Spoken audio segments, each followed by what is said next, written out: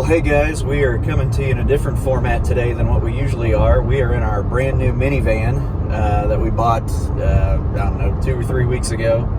And we are down at Beth's family's house and driving back from town. And I figured I needed to get on here and give you a quick video and a rundown of the return of Christ. So, when it comes to things in the book of Revelation, you've probably heard me say it before, but we can never act or be experts in things that haven't happened yet. It really annoys me when everybody wants to be an expert in something that hasn't played out yet, that we know very little details about.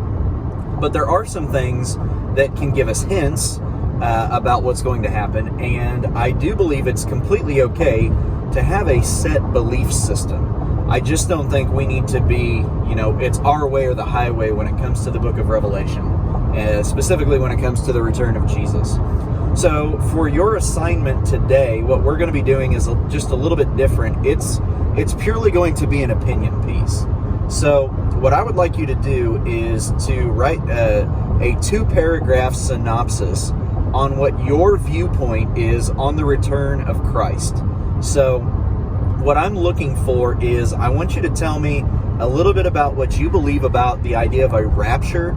And then I also want you to tell me a little bit about what you believe regarding the millennial kingdom that's going to commence, at the culmination of all of this, at the return of Jesus.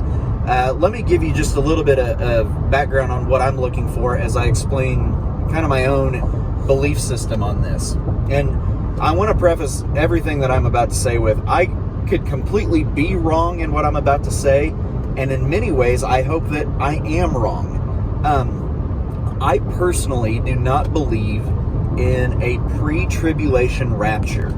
Meaning, I do not believe that the church will be taken to heaven before the 7 years of tribulation that are talked about in the book of Revelation that happen right before the return of Jesus. I believe, based on things that I see in Scripture, that Christians will be on earth during the 7 years of tribulation, and then at the end of that, Jesus will return. We will meet him in the air and then come down with him as heaven is made new and his judgment takes place. And from there, we will enter into what is called the millennial kingdom, or a 1,000-year reign of Christ. That is kind of the precursor to the final culmination of all things being made new. That's just my belief on it.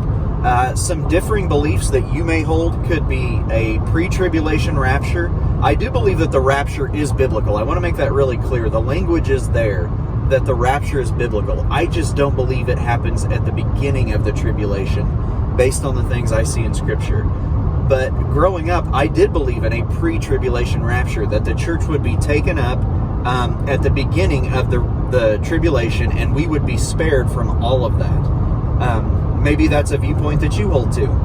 Some people believe, based on what they see in the Bible, that you are here for half of the duration of the 7-year tribulation. So after about 3.5 years, then the church would be raptured and taken away from the worst part of the tribulation. Some people believe that there is no rapture, and many of the people who believe that there is no rapture, they would say that we are actually living in the millennial reign of Christ now, or some would claim that it has already happened.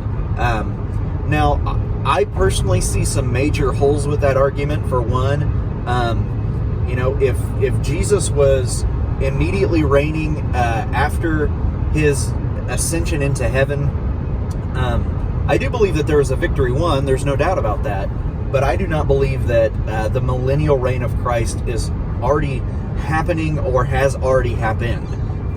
Because a major part of that belief system is that Satan would be bound for 1,000 years. And I have never seen any point in history where we could claim that Satan was bound for 1,000 years.